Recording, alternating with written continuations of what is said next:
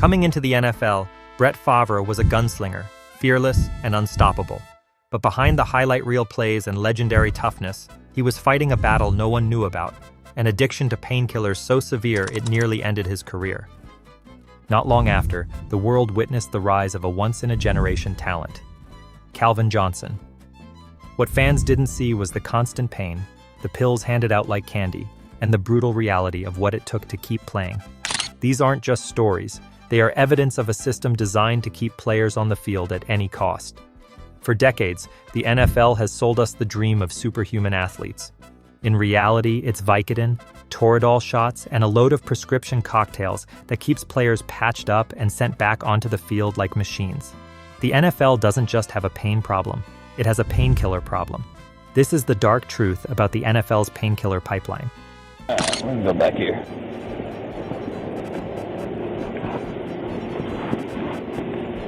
Staying right here. I'm gonna cut these lights off though. This is Justin Blackmon. Back in 2012, he wasn't just another NFL prospect, he was a generational talent. A two-time Biletnikoff Award winner, Blackmon dominated college football, racking up over 3,000 receiving yards in just 2 seasons. The Jacksonville Jaguars took him with the 5th overall pick in the NFL draft, expecting him to be the franchise's next great receiver. He signed a 4-year, $18.5 million contract. This moment, a bright future awaited him, except it didn't. Blackmon's battles weren't just on the field, they were inside his own mind. Plagued by substance abuse and repeated suspensions, his career tanked before it even began properly. He played just 20 NFL games before being indefinitely suspended in 2013 for violating the league's substance abuse policy. Despite flashes of brilliance, his demons were stronger than his talent. By the time people truly understood the depths of his struggles, it was too late. The league had moved on. But the sad reality is that the league's biggest opponents aren't always the ones wearing jerseys.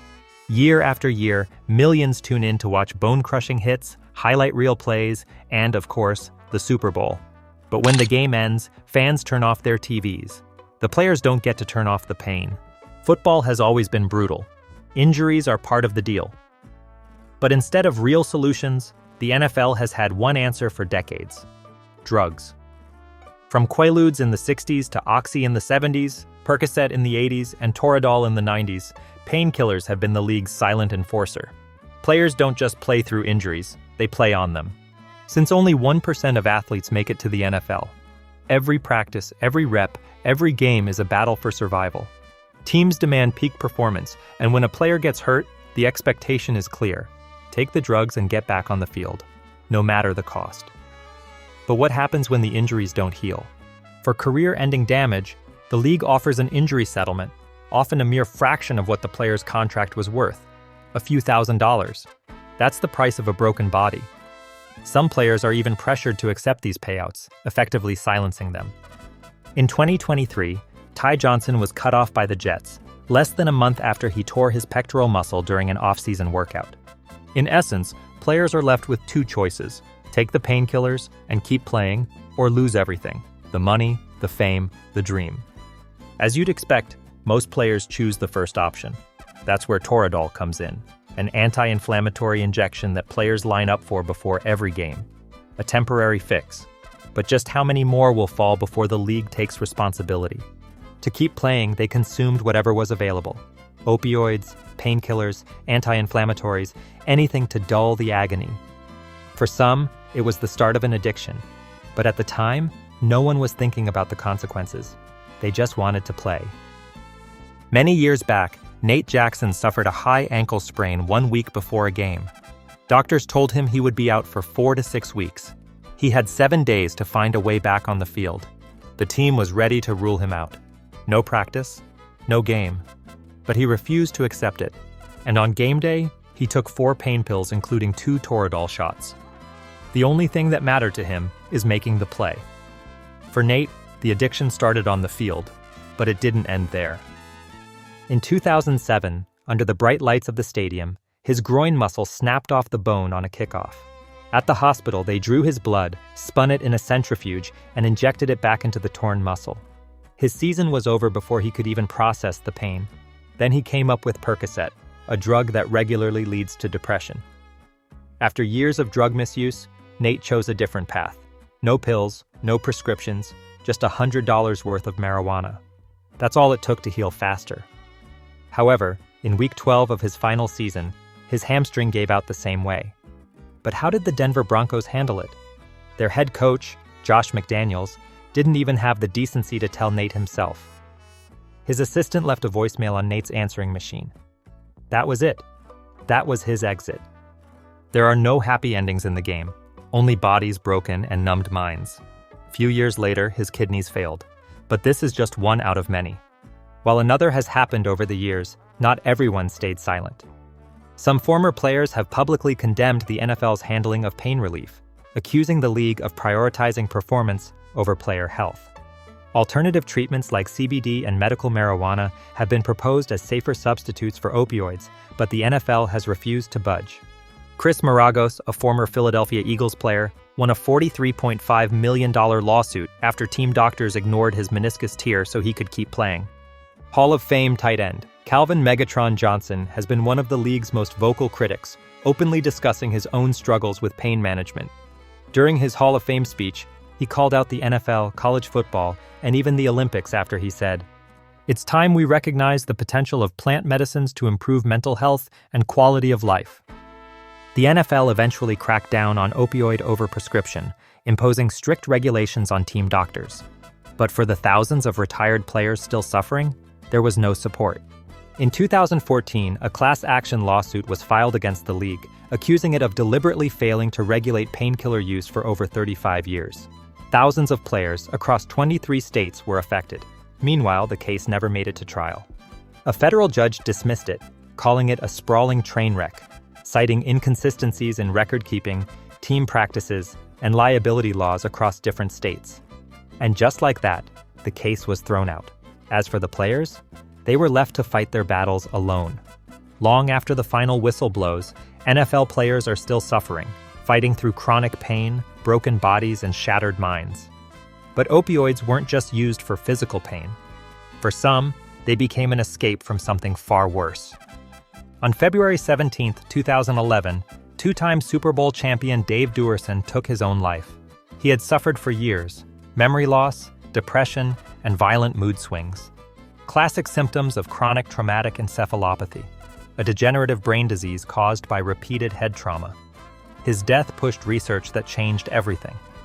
Numerous studies revealed the horrifying truth. Out of 376 autopsies of former NFL players, 345 had CTE. That is 92%. In 2013, the NFL settled a lawsuit for $765 million, compensating former players for head injuries. But no amount of money could fix the damage already done. Many fell into a dark world of opioid addiction, trying to silence the symptoms of CTE. And some never made it out. The story of Jovan Belcher is one of the darkest in NFL history. In 2012, after years of opioid and alcohol abuse, the Kansas City Chiefs linebacker ended his girlfriend's life, then turned the gun on himself.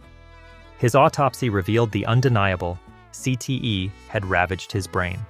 Multiple concussions, repeated trauma, it had transformed him into someone he no longer recognized.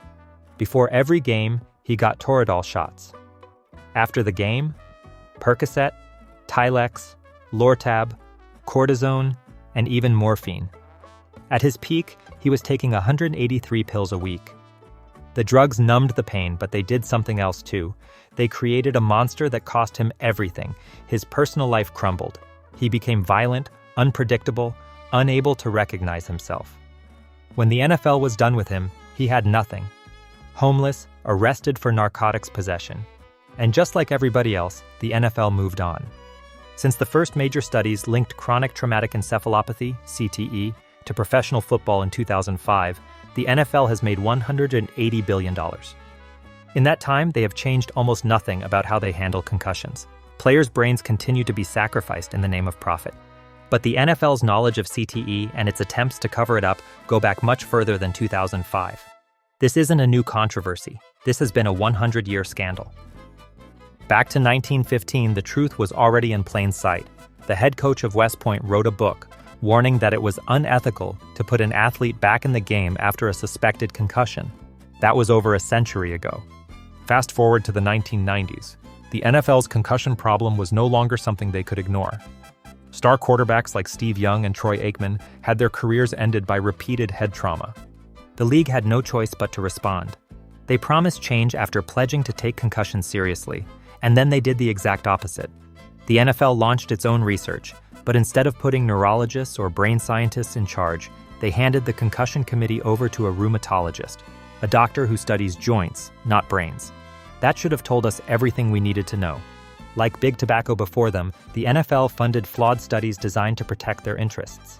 These studies claimed concussions had no long-term effects, but conveniently, they never examined players after their careers ended. The message was clear: it was profits over players. But how does the NFL get away with it? Simple: they own the airwaves. You see, football isn't just a sport, it's the most valuable media property in the United States. Every year, 90 out of the 100 most-watched TV programs are NFL games. Networks fight over broadcast rights because football is a goldmine. The biggest media companies, Comcast, Disney, Fox, Viacom, and now Amazon, pour billions into securing NFL deals, and the league knows it. Their latest media rights contract is over $1 billion. With that kind of money at stake, these companies have no incentive to challenge the NFL's narrative. They air the games, they profit from it, and they remain silent on the cost: the ruined bodies, the broken minds, the lives lost. Because at the end of the day, there's only one thing that matters: the show must go on. An average NFL game pulls in 17 million viewers, and that's just a regular game. That's not even the playoffs or the Super Bowl. This isn't just a sport. It's a billion-dollar billboard, and every advertiser wants in. With so much money at stake, the NFL holds unimaginable power over the media. The league's influence runs deep. Networks that aired negative stories got the call, a direct line from the NFL's offices, reminding them how unfair they were being. And if they were a TV network, the threat was even clearer. Because in the world of billion-dollar TV contracts, no one bites the hand that feeds them. Meanwhile, NFL players seem to have the dream job: fame, fortune, and a shot at greatness. But look at how the league treats its own union, the NFL Players Association. If a player in the union stands up to the league, speaks out about safety, or challenges the NFL's authority, they vanish. The NFL has a long history of blackballing union leaders. If you make too much noise, your career is suddenly cut short. The NFL doesn't just punish those who speak up about social issues. It destroys players who challenge the league's control. Even when the union wins a concession, like cutting down on head hits during unpaid practices, the NFL makes them pay for it. The price for better safety usually involves giving up money elsewhere in the collective bargaining agreement. For players, the choices are brutal. If they shut up and take the hits, they are stuck in a system that exploits them. But if they suffer too many concussions, they don't get sympathy, they don't get protected, they get a label: injury-prone, a concussion problem. And suddenly, teams don't want to invest in them anymore. They are left broken, discarded, and forgotten. Because at the end of the day, to the NFL, these players are not people. They are just assets. And when an asset loses value, it gets thrown away. In 2016, NFL players finally secured a small win. Thousands of lawsuits were consolidated into a single federal case. The NFL, refusing to admit any wrongdoing, agreed to payouts, but only on their own terms. While it may have sounded like justice, take a closer look. When you actually see the numbers, the compensation is a joke. A lifetime of brain damage, lost careers, destroyed families, and in return, a drop in the bucket. For former players suffering from cognitive disorders in their 40s and 50s, holding down a job is nearly impossible. We are talking about decades without a stable income, all because of the hits they took for the NFL's profit.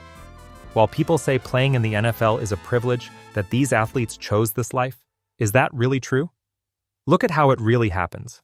Many players start playing as children, 5, maybe 10 years old. At that age, they have no idea of the risks. Then comes college recruitment, a full ride to a school that most families can't afford to turn down. By the time the NFL calls, these players have spent a lifetime playing football, for free. So when someone finally offers millions to do what they have done for years, saying no is nearly impossible, especially when no one tells them the full truth. We now know, beyond any doubt, that football causes CTE. Yet, the system is still designed to keep players in the dark, until it's too late. However, it would be bad enough if the NFL was only sacrificing its own players. But the reality is worse. The NFL is actively recruiting children to play tackle football. Not because they want to develop future NFL stars, but because they want to create future fans. They have learned something deeply cynical. If a child plays football, their entire family becomes a football-watching family. And flag football? That's not good enough. Kids need to wear the same helmet, the same jersey, the same pads as their heroes. That's what creates lifelong loyalty. And loyalty means billions. Even as the brain bank fills up with young athletes who died before 30, many by suicide, all with CTE, the NFL keeps pushing the game onto children. Although football is deeply American, the NFL has unchecked power over the entire sport, and that power has made them filthy rich, while leaving working-class Americans footing the bill. In 2023, the NFL made $11 billion. That is an average of $350 million per owner. But who actually owns the NFL?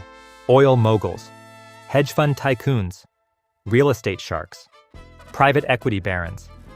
30 of the 32 team owners are billionaires, and the world has allowed them to control a sport that means so much to millions of Americans. To maximize their profits, they have sacrificed players' health, lied about CTE, and dodged responsibility. And when the lawsuits finally came, they paid their way out of it, without admitting fault. These billionaires have built their empires on ruined bodies and shattered minds. They have profited from pain, and like the rest of us, they are workers. The NFL has mastered the art of damage control, paying off lawsuits, silencing critics, and rewriting narratives to keep the billion-dollar machine running. But just how many more players have to suffer before real change happens? And if every fan knew the full truth, do you think they would still watch? Let us know your thoughts in the comments section. Also, don't forget to drop a like and subscribe to this channel.